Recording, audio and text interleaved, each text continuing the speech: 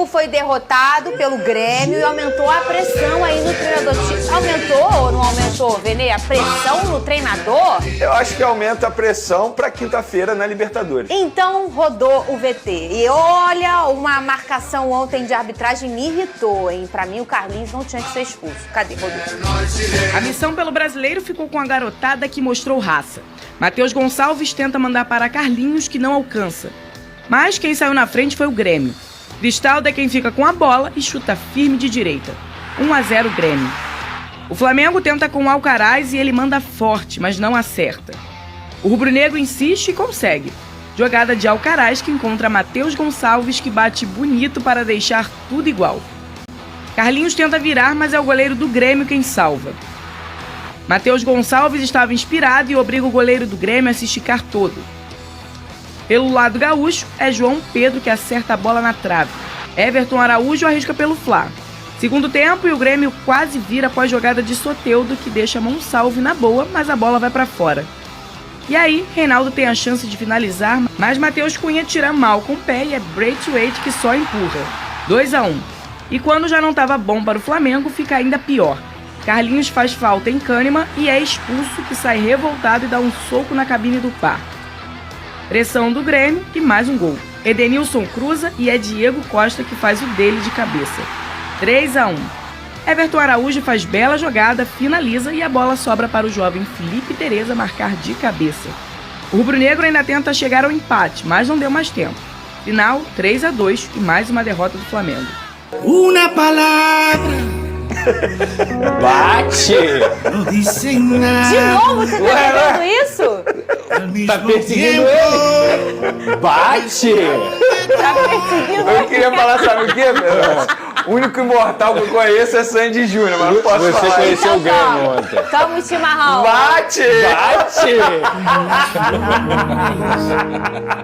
Olha, Sabe o que é pior, cara? O Flamengo mereceu ganhar, não merecia. mereceu. Eu ia falar isso contigo. Não Vene. merecia Boa tarde, a derrota. pra O você. Flamengo jogou. E o Grêmio ganhou. Aí eu pergunto pro Tite, no fim das contas, quem pega os 3 pontos? Quem joga ou quem ganha? Bate! Diz que é quem ganha. Bate! Diz que o futebol não é ponto, é gol. Me falaram Vai ficar lá na um dia. tabela, ó. Mais um ponto pro Flamengo porque jogou. E o Grêmio mais 3 porque ganhou. Não tem jeito. Mas olha só, o Flamengo realmente... A gente sempre fala isso aqui nesse programa. Infelizmente, a justiça não acompanha o placar no futebol. Nem sempre, né? Então, o Flamengo realmente performou melhor, mas o Grêmio venceu. Ô, Vene Casagrande, o que aconteceu com o Flamengo? Vamos lá, antes de mais nada, assim, eu vou ser bem sincero, eu acho que a torcida rubro-negra vai até concordar comigo que quando o Flamengo divulga na sexta-feira que os titulares ficarão no Rio de Janeiro e apenas os reservas vão jogar, e vale ressaltar que o Flamengo só no banco de reservas tinha 10 jogadores ainda do Sub-20. Ninguém imaginava que o Flamengo pudesse, de fato, ganhar lá. Beleza, você poderia até acreditar, mas todo mundo já imaginaria uma derrota. Só que se a gente parar e analisar o que foi o jogo, e eu falei isso aqui, eu falo sério, eu acho que o Flamengo fez um jogo para sair com uma vitória lá diante do Grêmio, mesmo jogando fora de casa. Se a gente for parar e analisar, o torcedor rubro-negro ele fica mais chateado por isso, porque tinha condições de vencer o jogo. O Flamengo fez uma boa partida, sobretudo no primeiro tempo. O Flamengo merecia conquistar pelo menos um ponto, pelo menos um empate fora de casa, ou até mesmo uma vitória, porque, repito, o Flamengo jogou melhor que o Grêmio, pelo menos na minha concepção. Só que o Grêmio soube aproveitar melhor as oportunidades. Eu acho que além dos 3 pontos e da derrota do Flamengo, é uma partida que ilustra muito bem muita coisa que a gente vem falando já aqui no programa. E eu vou mencionar. Vamos lá, Matheus Cunha não é jogador para estar no elenco do Flamengo. A verdade é essa. Ele falhou em 2 gols do Grêmio aí. O setor defensivo do Flamengo, e é algo que o Tite sempre mostrou, capacidade absurda para montar um bom setor defensivo. O setor defensivo do Flamengo hoje é uma mãe. Se a gente for analisar a tabela do Campeonato Brasileiro, dos 8 primeiros colocados, o Flamengo é o time que mais sofreu gol. E é muito fácil fazer gol no Flamengo hoje, independentemente se seja time titular ou reserva. A base deveria ter sido mais utilizada, ou pelo menos os garotos jovens deveria ter sido mais utilizado pelo técnico Tite, porque eles deram conta do recado. Matheus Gonçalves jogou muita bola, Everton Araújo jogou muita bola, o zagueiro Cleiton jogou muita bola, e os mais experientes, daquele que se esperava alguma coisa, não jogaram nada. E mostra muito bem aquilo que a gente veio falando. Ayrton Lucas vive uma péssima fase com a camisa do Flamengo, Davi Luiz vive uma péssima fase com a camisa do Flamengo, o Alan vive uma péssima fase com a camisa do Flamengo, o Alcaraz, 21 21 anos, jogou bem, embora ele tenha jogado com o time reserva, um time que não está entrosado. E para finalizar a minha linha de raciocínio, o Carlinhos não é jogador para estar no elenco do Flamengo. A verdade é, se é para colocar o Carlinhos, coloca um jovem do sub-20 que tem potencial. Por exemplo, o Felipe Tereza, ele entrou, faltando alguns minutos para acabar o jogo, na primeira oportunidade que ele teve, botou a bola na rede. Se é para colocar o Carlinhos, é melhor você colocar um jogador destaque do sub-20 que dá conta do recado. Porque além de você dar uma oportunidade para esse jogador, minutagem no elenco principal, você ainda valoriza esse jogador. E o Carlinhos, na minha concepção, com todo respeito à história dele, que é uma história pessoal linda, maravilhosa, um vencedor na vida, mas não é jogador para estar hoje no elenco do Flamengo. Ô, Lucas Pedrosa, o Tite falou depois dessa derrota mais ou menos essa linha do raciocínio da performance do Flamengo. Cadê? A melhor forma de nós obtermos êxito nessa sequência de jogos de quinta, domingo e quinta, não tinha condições, os outros atletas não iam ter condições de desempenho. Do jogo de hoje, vou ser curto e grosso. O Flamengo jogou, o Grêmio ganhou. Mas, ô Pedrosa, o futebol é isso aí, não é, ô Pedrosa? Ah, gente, olha só, eu acho que talvez o time do Flamengo reserva tenha criado um cenário que dá mais frustração ainda pelo que foi o jogo.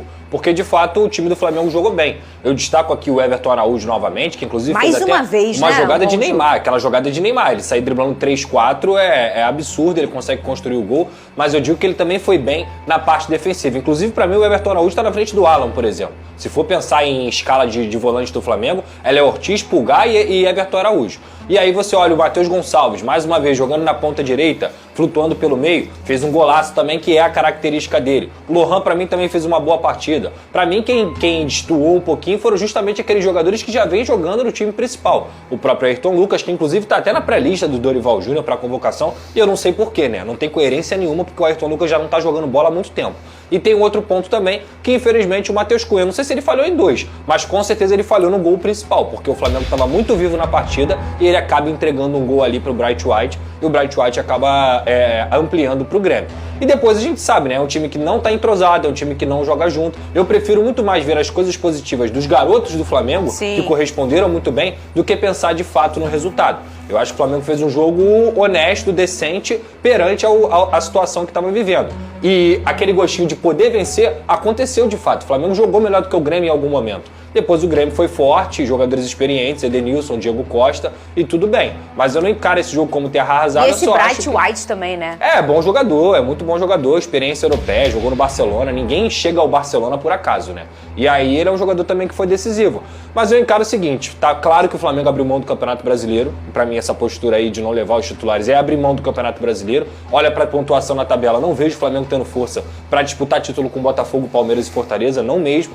E é pensar nas Copas agora, porque se quinta-feira o jogo? Quinta-feira. Se quinta-feira não conseguir se classificar, é terra arrasada. Vai ser muito complicado o Tite conseguir continuar, porque a gente já tá vendo, o muro da Gávea pichado, pressão total em cima do treinador, eles chamam uma responsabilidade pra cima dele que é muito grande quando ele fala que o Flamengo vai fazer gol e provavelmente o Flamengo vai classificar, então assim, é complicado, cara. Eu não encaro esse jogo aí como algo ruim, não. Eu encaro esse jogo escancarando. É melhor colocar os garotos do que quem tá mal fisicamente. Mas pra esse é o jogo da jogo, vida dos meninos. para se esse parar jogo, pra pensar. eu acho que o Flamengo tomou a decisão correta em relação ao planejamento. Sim. Porque se a gente for parar e analisar a logística para ir lá para Porto Alegre, para voltar, está extremamente difícil, complicada. Supondo que o Flamengo mandasse o time Lembrando principal. que esse jogo aqui, aí vamos destacar também, foi na Arena do Grêmio, muito Isso, bacana. sim. O gramado tá novinho. Novinho. Muito bom o gramado lá da Arena do Grêmio e a gente trabalha com alegria aí o retorno do Grêmio à sua casa. Fala, Supondo Fred. que o Flamengo tivesse mandado o time principal, vamos lá. O que iria acontecer? O Flamengo jogou na quinta, sexta-feira é treino regenerativo.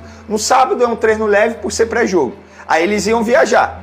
Aí jogariam no domingo, chegariam aqui na madrugada de domingo para segunda. Segunda-feira, hoje no caso, um treino regenerativo. Eles só iam ter o treino de terça para tentar focar exclusivamente no penal, porque quarta, treino pré-jogo, é apenas um retoque final. Com os jogadores ficando aqui, o que aconteceu? Treinaram bem na sexta, treinaram bem no sábado, treinaram bem no domingo, vão treinar bem hoje, vão treinar bem amanhã, quarta-feira, um treino de ajuste. Além disso, Eles se alimentaram bem, eles dormiram bem, assim eu espero, né, obviamente. Fizeram tudo da maneira extremamente correta, pensando no jogo de quinta-feira. Quinta-feira é vida ou morte para o Flamengo. É o jogo mais importante até o momento da temporada. É difícil o Flamengo conseguir a reviravolta lá, reverter o placar? É muito difícil, mas não é impossível. Eu acho que o torcedor pode até jogar a toalha, mas os jogadores, de forma alguma, o treinador e comissão técnica e diretoria, de forma alguma. O Flamengo é time grande, é uma camisa extremamente pesada e tem totais condições, se o Flamengo jogar bem, obviamente, chegar lá e reverter o placar. Mas, além de pensar em fazer gol, eu acho que o Flamengo tem que pensar em não tomar gol. E o setor defensivo do Flamengo hoje é o que o Tite precisa ajustar. Não é normal a quantidade de gols que o Flamengo vem sofrendo. O Flamengo, por exemplo, no Campeonato Brasileiro, já que jogou contra o Grêmio, sofreu mais gols que o próprio Fluminense, que atualmente está na zona de rebaixamento. Como é que se explica isso? É muito fácil fazer gol no Flamengo. O problema não é quando poupa. O problema é o seguinte, quando você poupa o time joga mal. Por quê? Porque o time não é bem treinado. Outros times acabam poupando, por exemplo, o Botafogo poupou um ou outro jogador contra o Fluminense, mas continua jogando bem. Por quê? Porque o treinador ele faz um bom trabalho. Então, Tite ele precisa corrigir esse defeito do Flamengo de maneira urgente, porque não pode sofrer gol lá. Eu acho que pode ser, a gente vai ter que trocar esse assunto agora que a gente vai para o Clássico. Eu acho que pode ser um sinal de alerta, já que o calendário não vai mudar, e a gente está vendo que a gente pede isso há tantos anos e não vai mudar, a entender, a gente não pode no Brasil chegar e falar, olha só galera, esse ano eu só tô brigando pela Copa do Brasil. No Brasil não dá, tem que dizer que vai brigar por tudo. E entender como que vai ser pensando nessa minutagem. Lembrando que o Arthur Jorge faz um rodízio, vamos dizer assim. Lembra no início, no primeiro semestre, que a gente era até difícil dizer qual era o meio campo titular do Botafogo? Quais eram os laterais titulares do Botafogo? Também sofreu lesões o Botafogo, porque ele já faz esse rodízio desde o início. E não espera chegar próximo às decisões para tirar um o problema time inteiro. Não é o rodízio. O rodízio faz parte. O problema é quando você tira um jogador titular e o reserva vai muito mal. Por quê? Porque ele não está na mesma rotagem. Mas quando você faz o rodízio, você põe todo mundo para botar minutagem, é muito mais treinamento. Entendeu? Por exemplo, hoje, independentemente de quem jogue no meio de campo do Botafogo, vou falar ali dos dois volantes, o time vai jogar bem. Por quê? O time é muito bem treinado. No Flamengo, não. Se você mudar uma peça, o time cai muito de rendimento. Mas eu acho que tem um ritmo de jogo aí. Se você for parar pra pensar, há um rodízio no time do Botafogo. Tem pouco tempo que a gente consegue escalar nos 11. Mas por que há rodízio no time do Botafogo? Porque ele tem elenco e o Flamengo não tem. Porque o Botafogo atacou a janela de transferências infinitamente melhor do que o Flamengo. Infinitamente melhor. Quando o Botafogo entra em julho, ele já tinha 3, 4 jogadores contratados. O Flamengo foi contratado na última semana da janela de transferências. O Botafogo, quando perde jogadores, repõe rapidamente e repõe com qualidade. O Flamengo não. O Flamengo foi fazer isso, repito, na última semana de janela de transferências, nos últimos dias. Então, quando isso aconteceu? Agora, nesse mês agora, o Botafogo desde julho já tem reforço jogando. Entrando, jogando e competindo e dando jogos importantes pro Botafogo. O Igor Jesus é o maior exemplo disso. Mas a gente pode falar do Alan, que tem jogado com frequência, quando ele entra também. A gente pode falar de vários... da segunda o próprio janela. Almada. O Adrielson, é que foi usado agora? O Almada é um cara que decidiu jogos importantes pro Botafogo. O Adrielson... Então, assim, não tem como comparar o trabalho da diretoria do Botafogo com a diretoria do Flamengo. Eu Esse é um concordo. ponto E não crucial. é só dinheiro, que fique e muito não é claro. só dinheiro. Não. É Esse final senso de de semana- urgência. É isso. Senso de urgência. Esse final de semana eu defendi a diretoria do Botafogo, numa resenha que eu estava tendo com alguns amigos, o seguinte, com dinheiro fica fácil, mas vamos lá, o Igor Jesus foi de graça, o Alan foi de graça, o volante, vários outros jogadores, teve um mapeamento do mercado, um acerto muito bom da diretoria. Cuiabano, ninguém acreditava. Ninguém acreditava, Veio é aqui só depois, ter né? o dinheiro. A questão é o seguinte, hoje o Botafogo tem uma equipe organizada internamente para poder fazer esse mapeamento de mercado e faz muito bem. Não vai acertar 100% das vezes, mas a chance de acertar é enorme. Olha, a gente não pode passar, vamos trocar o assunto, falar do racismo que sofreu o Carlinhos, um grande abraço carinhoso para ele, saindo, né, na hora da expulsão, ele escutou ofensas em relação a pessoas racistas, criminosos, ou vários, eu não sei quantos foram, e aí a gente espera muito que essa investigação aconteça e que essas pessoas sejam punidas, porque racismo não é brincadeira, não faz parte da esfera esportiva. Racismo é crime. A gente teve jogo ontem também do Flamengo, Grêmio e Flamengo, um jogo onde o Flamengo foi todo com o time reserva e o Gabigol também não tava. Muita gente ficou nessa, né? Ah, o Gabigol não vai estar. Ah, não, na verdade, o Gabigol vai estar sim. Ah, tira Gabigol, põe Gabigol, tira Gabigol, põe Gabigol. Ficou aquilo, né? Tira casaco, bota casaco e o Gabigol não tava. Antes de falar sobre os aspectos da partida em si, eu quero falar sobre questão de arbitragem. Porque se a arbitragem lá no jogo do Palmeiras, ela acertou em ter interferido na situação, a arbitragem no jogo de Grêmio e Flamengo vacilou, hein? Vacilou. E o Flamengo acabou prejudicado, né? Em um jogo que o Flamengo conseguiria buscar ali um resultado. Tem o Carlinhos expulso. Tudo bem que o Carlinhos não estava jogando, não estava fazendo aquela partida. Mas, quando você fica com um jogador a menos, o time reserva, na casa do adversário, e ainda tem toda essa situação de arbitragem acontecendo, o Carlinhos caiu na pressão do jogador do Grêmio, que já é acostumado a fazer isso, e aí fez com que a arbitragem expulsasse o jogador. E o VAR, a ferramenta do VAR, em nenhum momento procurou corrigir. Eu não acho que aquele lance é lance para expulsão, sendo muito sincero com vocês. E na hora que o Carlinhos ele tá saindo nos vestiários, ele é xingado por alguns torcedores. Inclusive é vítima de ataques e de crimes de racismo.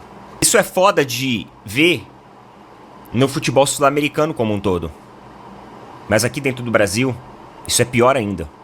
Nos deixa mais triste, né? Porque vem da nossa própria população, da nossa própria sociedade. Das pessoas que eram pra se unir a nós contra isso lá fora.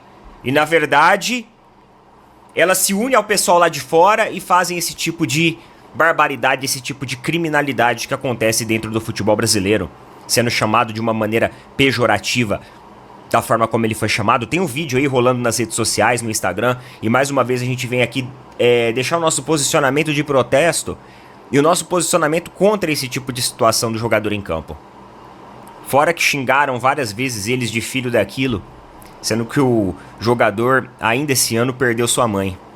Então, além de não ter nem um pouco de empatia, nem um pouco de humanidade em ofender a mãe do jogador com ataques ao jogador, a mãe dele que faleceu esse ano, além disso, cometem crime de ódio e de racismo contra o jogador.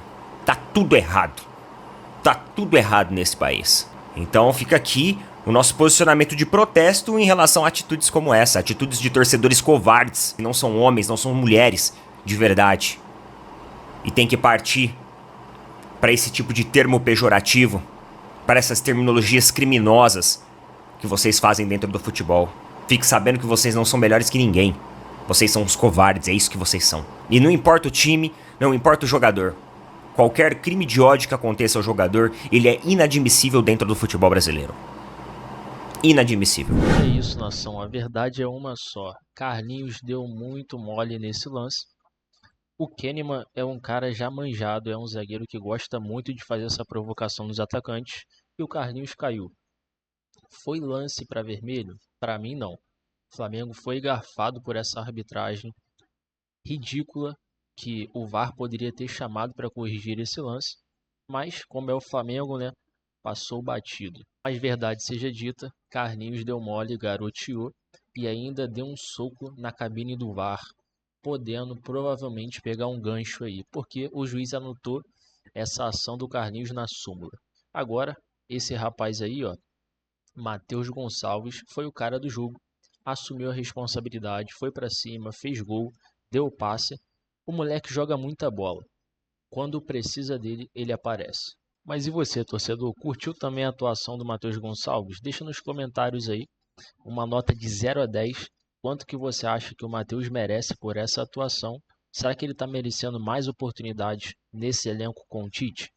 E agora, será que o Tite, a partir dessa atuação também, vai dar mais oportunidades para ele? Porque hoje na ponta direita a gente tem o Gonzalo Plata ali, que está 100% e faz essa função. A gente tem o Gerson que faz também, mas ele quebra um galho. E o Matheus Gonçalves, que também é de ofício dessa função. Será que ele vai disputar essa vaga aí com o Gonzalo Plata de uma forma mais intensa? Bom, agora esse problema aí vai ser do Tite. Quero deixar os créditos desse vídeo aqui para o SBT Esporte Rio e para o canal do Placar TV. Se você quiser conferir esses vídeos na íntegra, vai no link da descrição. que você vai ser direcionado para esses canais. E se você curtiu esse conteúdo, deixa o seu like, se inscreve no canal e até o próximo vídeo.